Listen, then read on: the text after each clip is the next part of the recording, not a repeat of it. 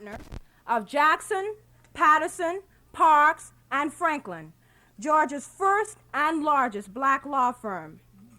On January 7, 1974, he was inaugurated as Atlanta's first Afro-American mayor, an office he was returned to in 1978 with a landslide 63.7% of total votes cast.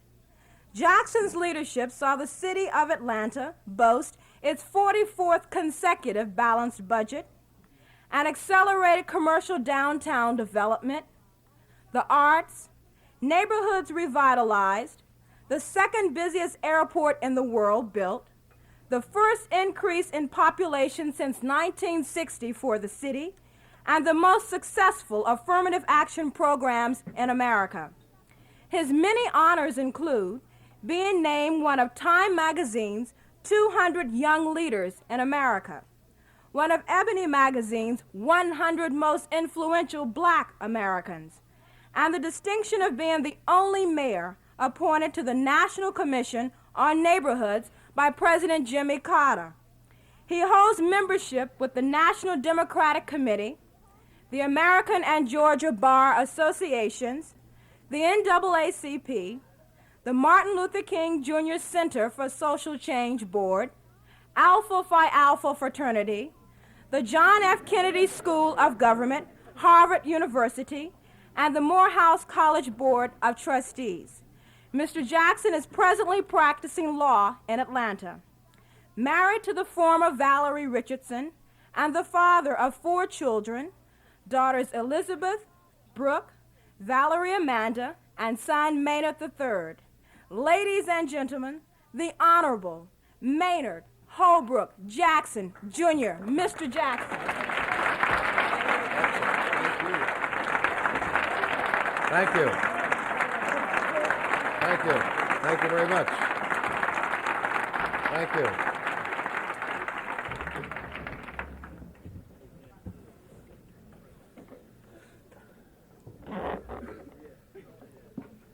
Ms. Timms, thank you very much.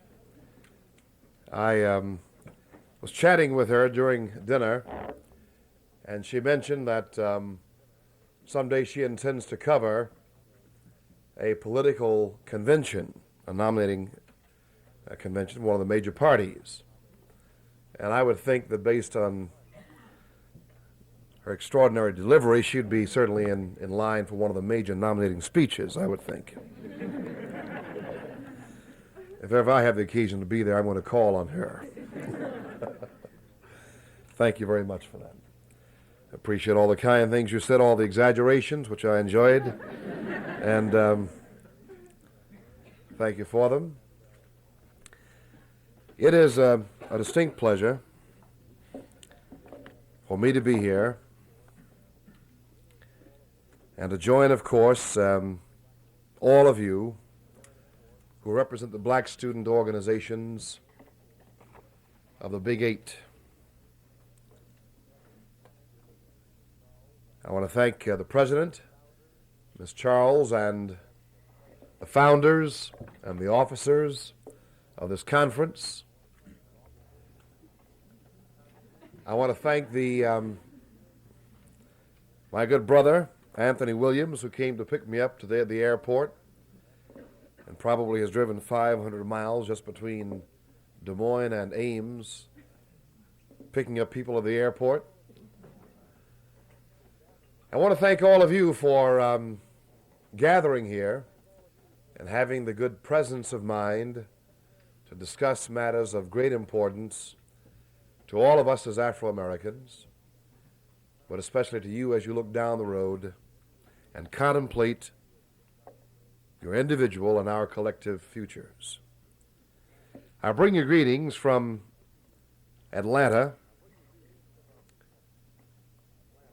the greatest city in this country, with the possible exception, of course, of Ames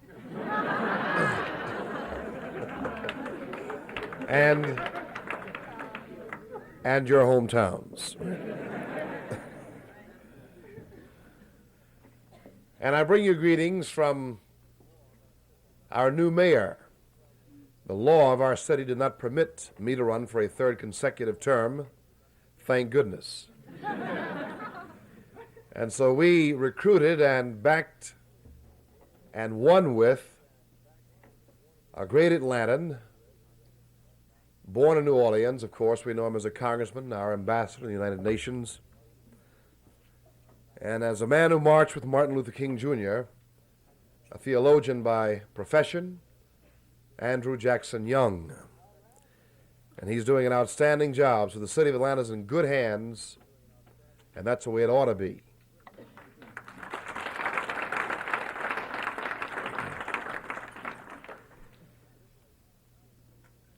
The hour is getting a bit late, and my clock, I think, is about, 2 hours different from your clock.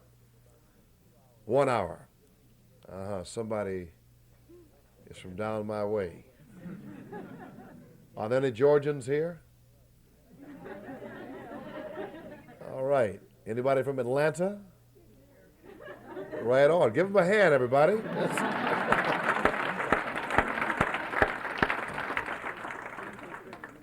And Elizabeth went to Spelman anyhow, so we're happy about that. Spelman is an all-women's college, as you probably know, in Atlanta. And when I was going to Morehouse, which was a couple of years ago,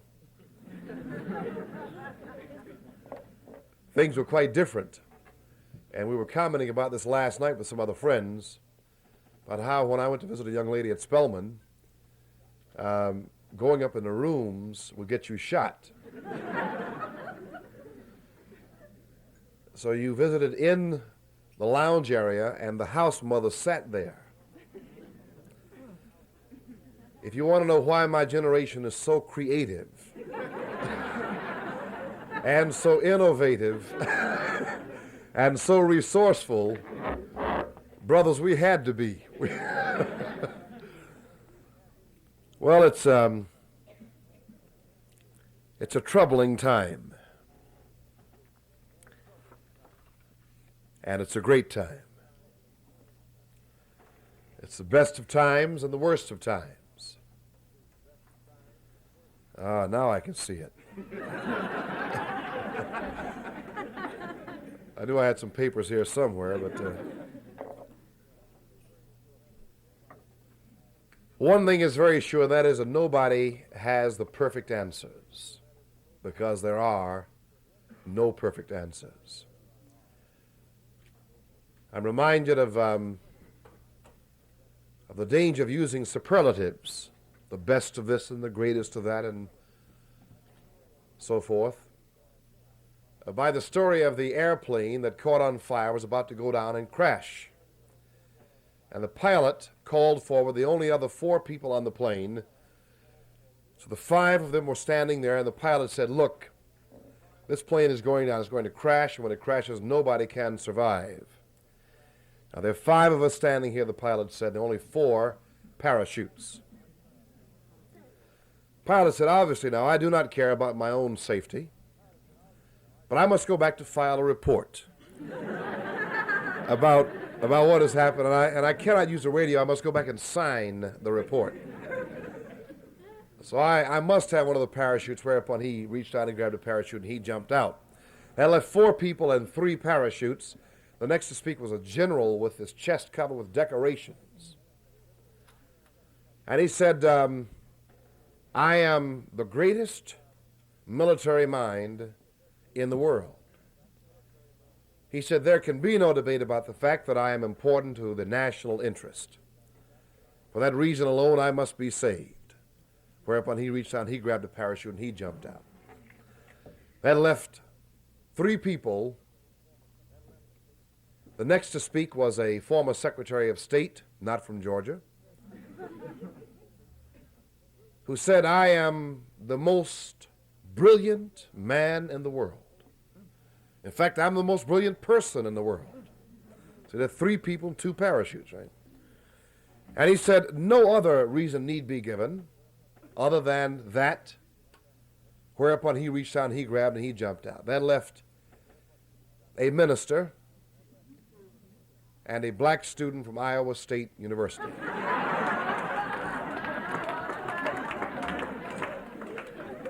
Or from Missouri, or from all of the others, right? Now, the first to speak was the minister, naturally. And the minister said, young student, and the student had been backpacking through Europe, you know, with knapsack and all that kind of thing, and was on the way back to school. The minister said, student, you are young, you save yourself. Your life yet is ahead of you. You take the last parachute, and you jump out. And the student said, Reverend, don't worry about a thing. There are still 2 parachutes on the floor. The most brilliant man in the world just grabbed my knapsack.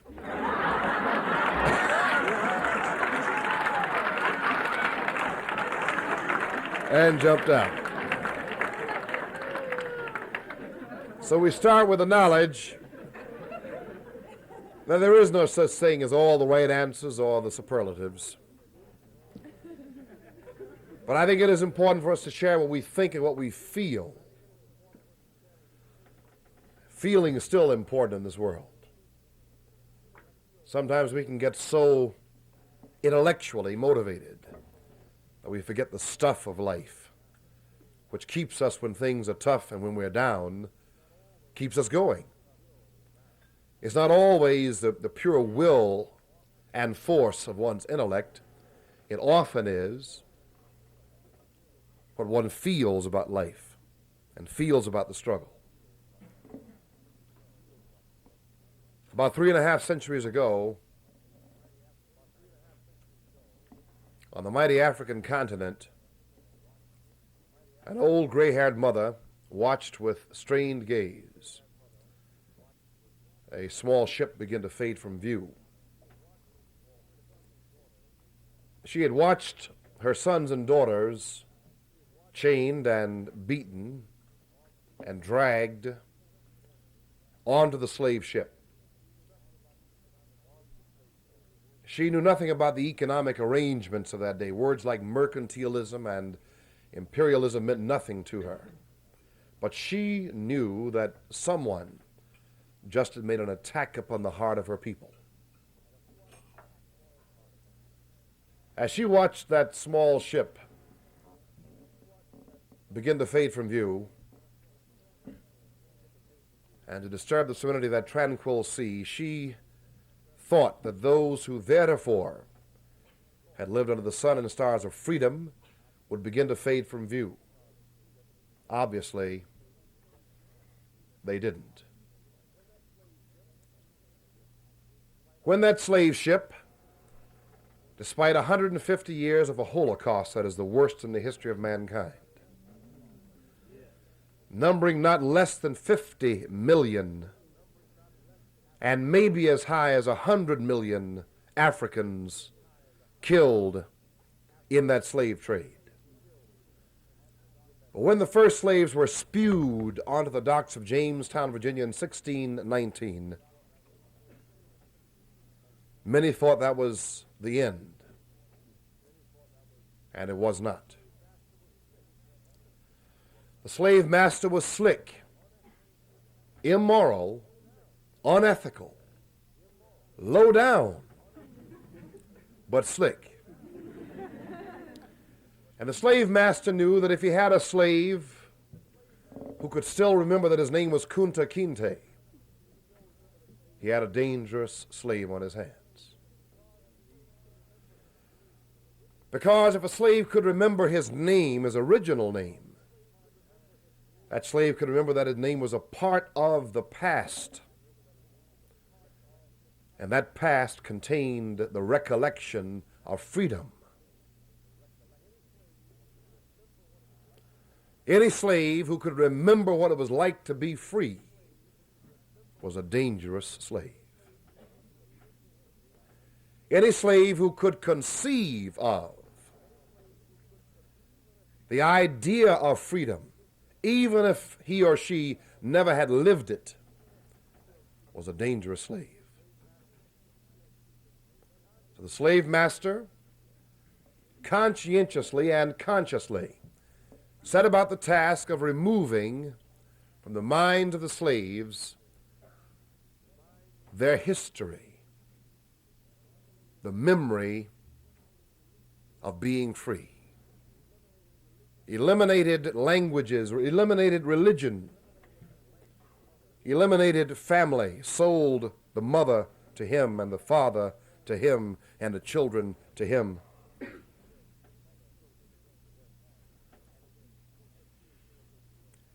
And beat Kunta Kinte until Kunta Kinte said, "Okay, my name is Toby."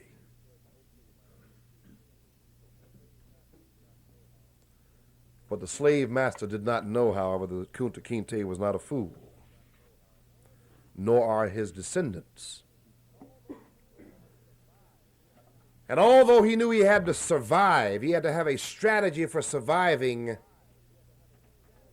in those days, which compelled him to save his life actually, to say, okay, I'm no longer Kunta Kinte. I'll break with the past. This is the symbolic meaning of this. And my name now is Toby. My slave name is Toby. In Kunta Kinte's heart, he never became a Toby.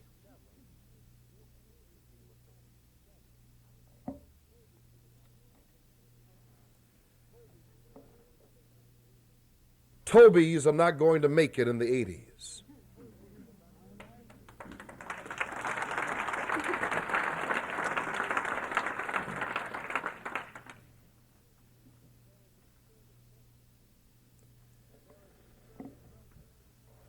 And there is a disturbing number of Tobys around.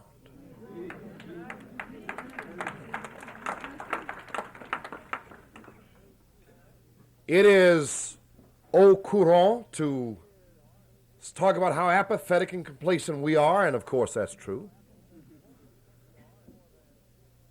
One thing that disturbs me more than the apathy born of laziness, which includes a recollection of the past, is an apathy that is born of no recollection of the past.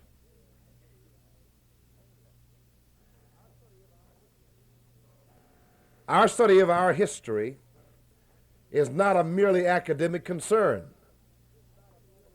It is a strategy for freedom. Because in our history are the lessons that we must remember to ensure that what used to happen, how things were in the old days, never repeat themselves. It is imperative, therefore, that one remember the mistakes of the past to be sure that they are not repeated. Any oppressed people, as we still are, struggling for equality. I did not say superiority, I said equality. Any oppressed people in that condition who would then up and forget what things used to be like is a people doomed to repeat the mistakes of the past. Fool me once, shame on you. Fool me twice, shame on me. The Jews have not made that mistake. In Jerusalem in 1971, I saw a part of the brilliant network of reminders that the Jewish people have. The Yad Vashem Memorial, built to commemorate the Holocaust that the Jews suffered in Europe. More than 6 million Jews wiped out by an insanity. There was a metal tent-like building about 1.5 feet off the floor so the sunlight could seep in during the day. An eternal flame, but generally fairly dark. And brass plaques in the floor that contained names. Dachau, Buchenwald, Auschwitz, And then you go into the next building and you see that the walls are not walls. They're filing cabinets from floor to ceiling, containing the files of every Jew known to have been killed in the Holocaust. So the Jews from throughout the diaspora may come to that spot and find their relatives and their friends who were killed by the insanity of Nazism. And then there are the bigger-than-life pictures, 10 feet tall, of what the liberating American soldiers found in those camps of death in Europe in 1945. Bodies that were clinging only to life by willpower, emaciated, gaunt, eyes looking like they were about to pop out of their skulls. These pictures all over the walls.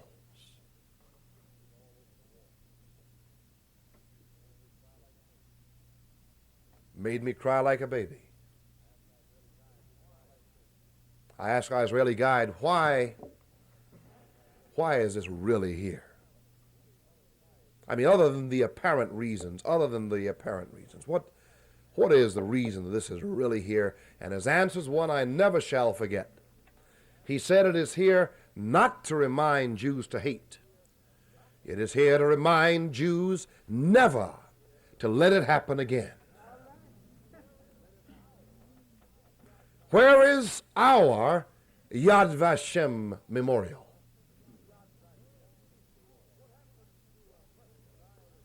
What happens to a freshman at Iowa State or any of the other Big 8 schools who was only 4 years old or 5 years old or 3 years old when Martin Luther King Jr. was shot and killed, and who therefore may see it on TV, may see the movies, but has no personal recollection of what it used to be like? What do we do with that person? We teach and teach and teach and teach and have conferences and seminars and speakers and teach and read and learn to be sure that we don't forget what it was like, so that we will never let it happen again.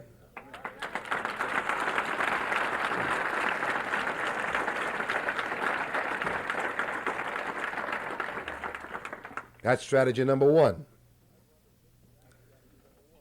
You never undertake a battle, a nonviolent, peaceful battle, such as we have, without an analysis. You don't want to drive your car from one point across the country to another without a map. You don't want to run a city without a plan. When we began to build the biggest airport in the world, which is the second busiest airport in the world, in Atlanta, we own it, we operate it. $750 million worth. First phase was a planning out everything. Now, what do I mean by everything? I don't mean just the building and the layout itself. I also mean the policies involved in building it and running it. That means who is going to build it and run it. And as a result of the policies that we constructed while we constructed the building, the Atlanta airport, out of the 27 biggest airports in America, the Atlanta airport alone accounts for 89% of all of the affirmative action in the 27 biggest airports in this country.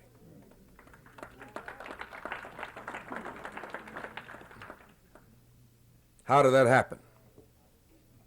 It happened because I was mayor.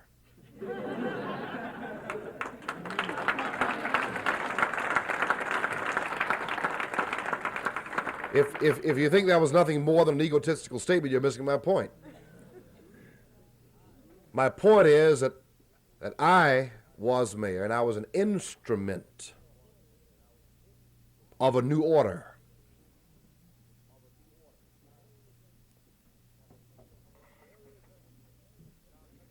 There is in our country now no perfect answer as to how we can get free and have equal opportunity in this country.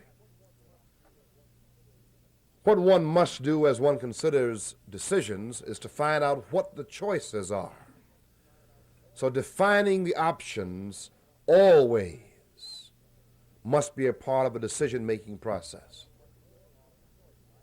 If I want to go to New York, what are the choices? I can go by foot, by bicycle, by car, by plane, by train, by bus, by boat, long way around. Maybe some others. But at least I must know what the choices are.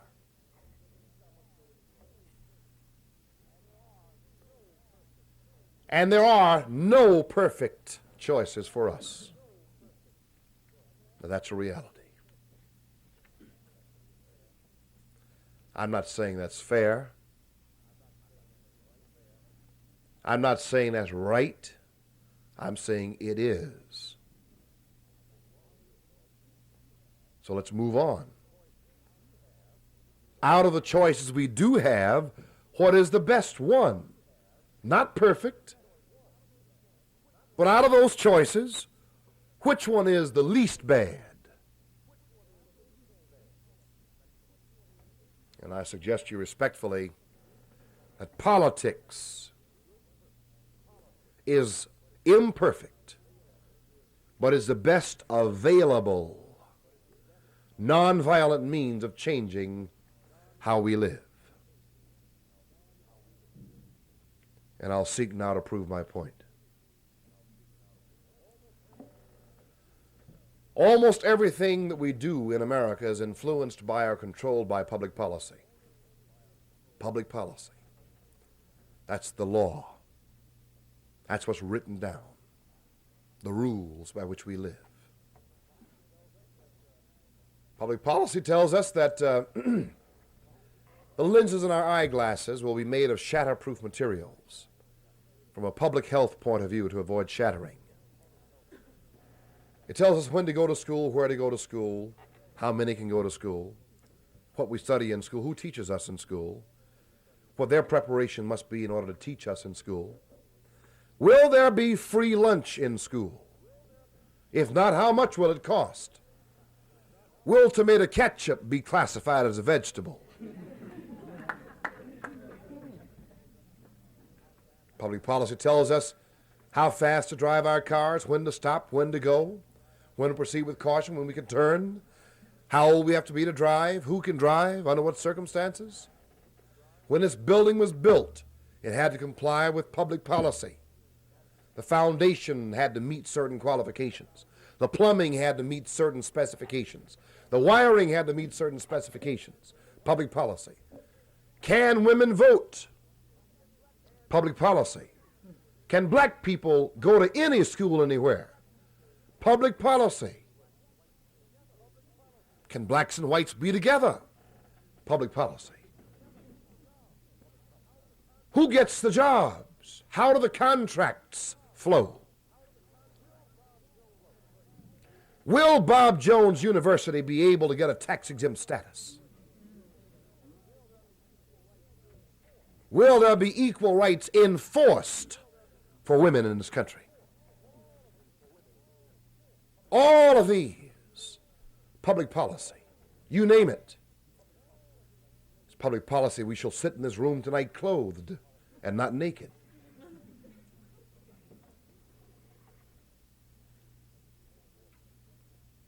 What are the rules on abortion?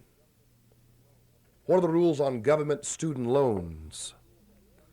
Public policy.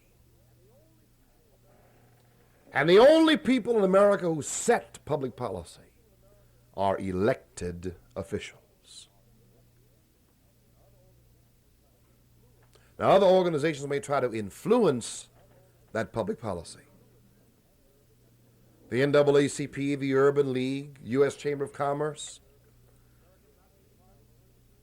the American Nazi Party, the KKK,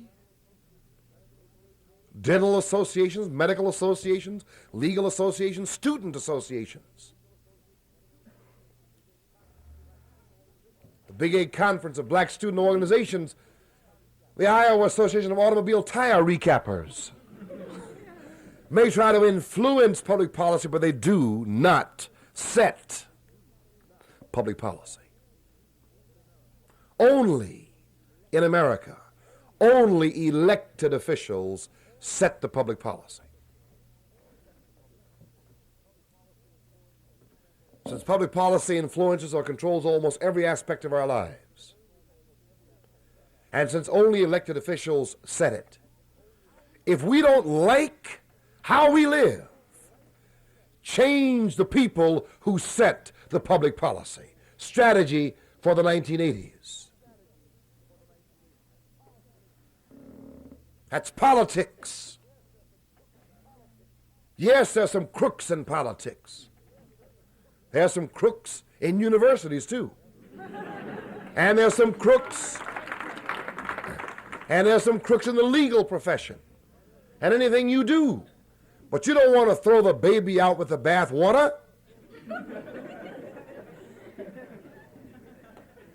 You don't disengage an entire system because it is not perfect. You work it to get the best out of it you can. Try to change the imperfections for the better. Politics. The best available nonviolent means of changing how we live. Changing the people who set the public policy.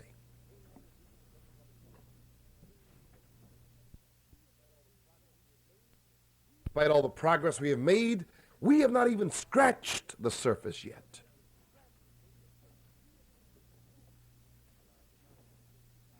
And that's why I'm founding the Bucket Brigade. Put down your buckets where you are. Full-time political organization. Full-time staff, the theory being the time for part-time black politics is over. What Richard Viguerie has done with his computerized mailings and money raising for the far right, we are going to do to revolutionize the black vote in the South, East. But only 5 states in the third phase. First phase, Atlanta. Second phase, Georgia.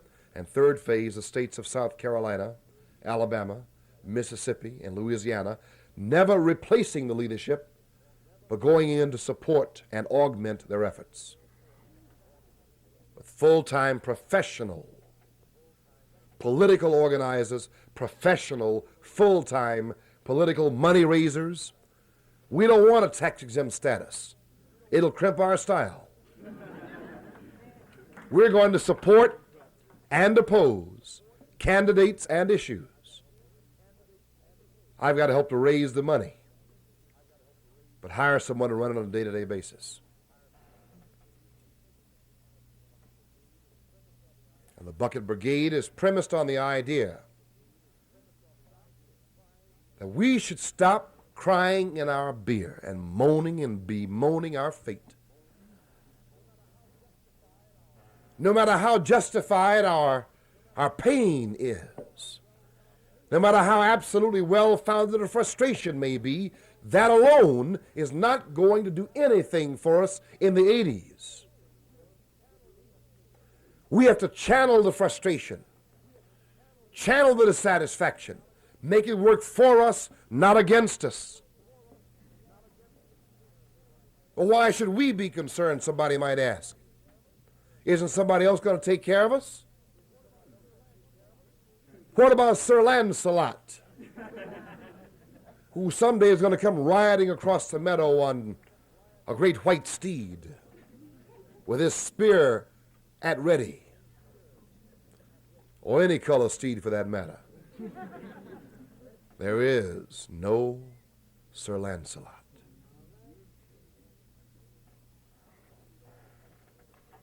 We need all the white friends we can find, but white people are not going to save us. Listen to me. We need all the brown friends we can find, but brown people are not going to save us.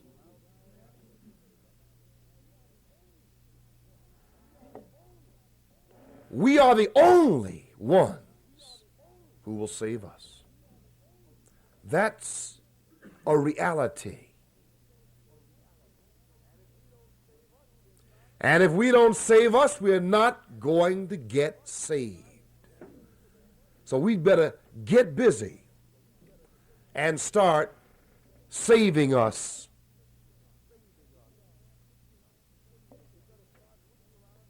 We'd better start looking around and seeing what we're doing with our time, with our money, and with our votes, our resources. How do we use our vote? The vote being the most perfect revolutionary act in a democracy.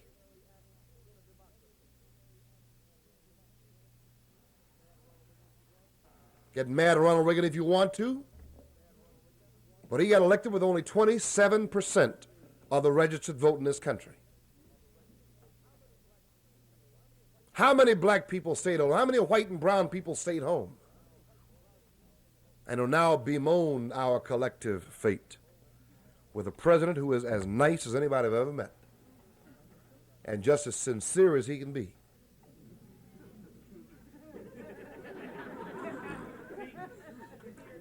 But nice people with bad public policies can hurt you just as much as bad people with bad public policies.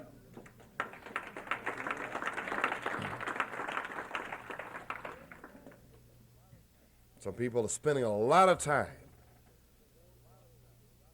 bemoaning Ronald Reagan rather than understanding that he's not going to change. He is convinced he's right. He's deadly serious and sincere. He's wrong, but he's sincere. Rather than focusing on what we can do. Going around saying Ronald Reagan has tricked us. Ronald Reagan did not trick us. He told us exactly what he was going to do.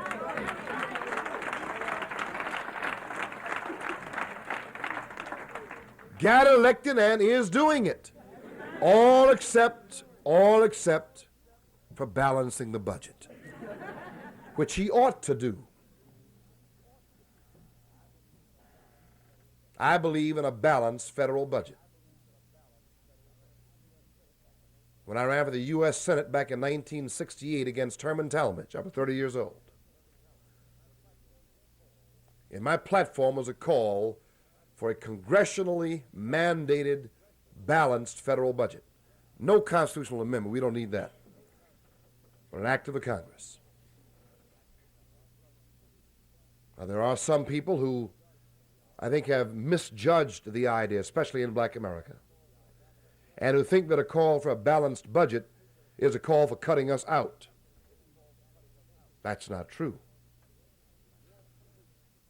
If one equates deficits with better times for black people, then how in the world do we explain $99 billion deficit, fiscal year 82, $91.5 billion federal deficit, fiscal year 83, and things getting worse for our people? It has nothing to do with whether the budget is balanced or not. It's the priorities in the budget. Are we in or are we out? And right now, we're out. It's our fault.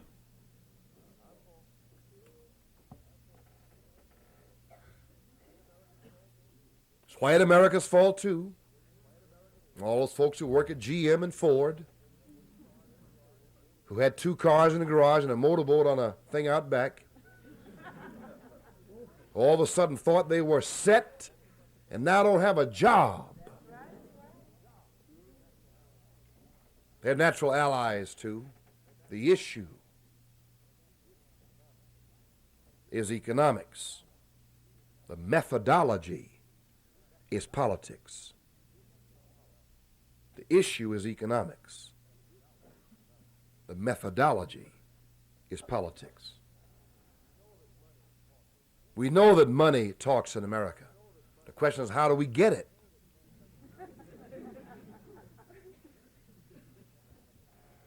And again, that comes to politics. Public policy says which way the dollars flow. Tax acts, regulations, availability of money for loans, interest rates, influenced by and controlled by public policy, including the deficit in the federal budget. If we had a public policy compelling a balanced federal budget, we'd see interest rates down, I believe. But most important, if we had a policy mandating full employment in America, we'd save billions of dollars. Unemployment is not cost effective. It is a waste of money. If somebody's employed, two things happen. Number one, they're working and they pay taxes. And number two, they do not draw unemployment compensation. So they save two bites of the apple. Hiring America, putting America to work, is good common sense. And now white America is about to move into double-digit unemployment, where we have been for some time. And I want you to know that they're not going to stand for it. If things don't upturn by the third quarter of this year, when we go to the ballot box to elect our Congress, 1/3 of the Senate, and all of the U.S. House, from Wall Street to the ghetto, Ronald Reagan is going to be rejected by this nation. Now, the issue is whether or not we can kind of help that process along a little bit.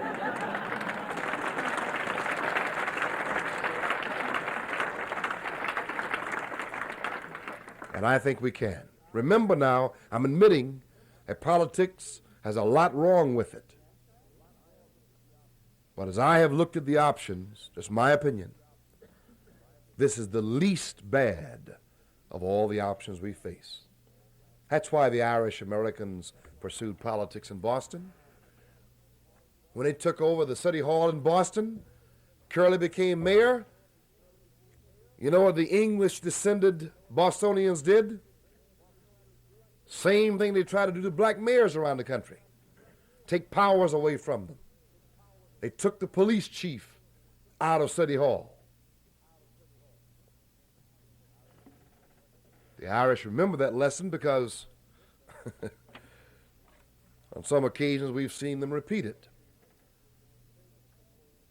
Same thing with Poles and the Italians, all the ethnic groups. My point is, I don't just mean the Irish, but all the ethnic groups have made their way, generally speaking, by political activism, by using what they had.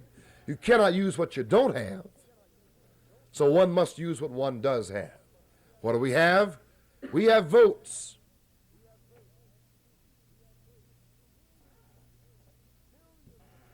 Millions of which in 1980 we did not cast. We have money. If black America were classified as a nation, we would have a gross national product, or GNP, bigger than that of Canada. We'd be the largest, the 9th largest GNP in the world. Do we use our money wisely? No. We buy dope at a time when the Army needs to have its head clear.